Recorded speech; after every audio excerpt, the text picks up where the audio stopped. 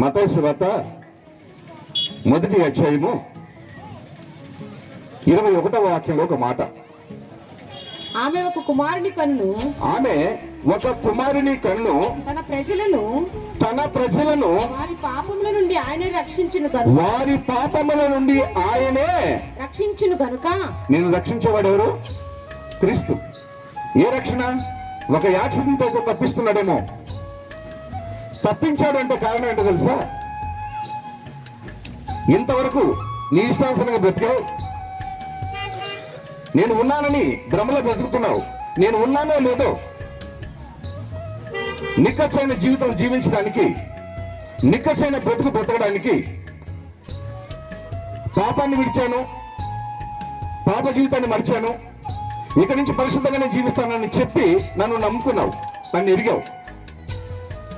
ఆ ఎరిగిన నాటి రక్షణ ఈరోజు నీకుందా అని అంటే, ఉంది అనే భ్రమలో నీ ఉంటే, ఉంది అనే ఆశలో నీ ఉంటే, నిన్న ఆ యాక్సిడెంట్ నుంచి తప్పించింది ఎందుకో తెలుసా? ఈ రోజైనా రక్షణకర్త క్రీస్తు అని ఎరిగి పాపాన్ని విడిచి పరిశుద్ధమైన బ్రతుకు బ్రతికి నమ్మకంగా ఈ లోకంలో ఒక మాదిరికరమైన జీవితం జీవించి నా కోసం మరణిస్తావా? నా నిమిత్తమే మరణిస్తావా? నా సాక్షిగా నువ్వు జీవిస్తావా అని నీకు తెలియజేయడానికి ఆ స్థితి నుంచి నిన్ను తప్పించాడు. దాన్ని బట్టి నువ్వు సాక్ష్యం చెప్తావేమో, దాన్ని బట్టి 10 రూపాయలు వేసుకుంటావేమో. రెంట్ వల్ల నీకు ఉపయోగం లేదు. దేనికి ఉపయోగం? రక్షణ అంటే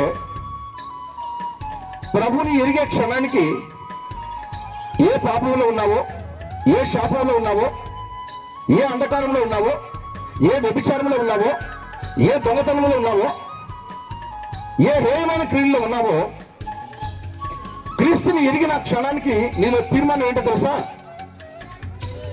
ఇంతవరకు జీవించిన ఆ జీవితాన్ని విడిచి నీతియుక్తమైన బ్రతుకు ప్రభువా నీలా బ్రతుకుతాను అని అంటే,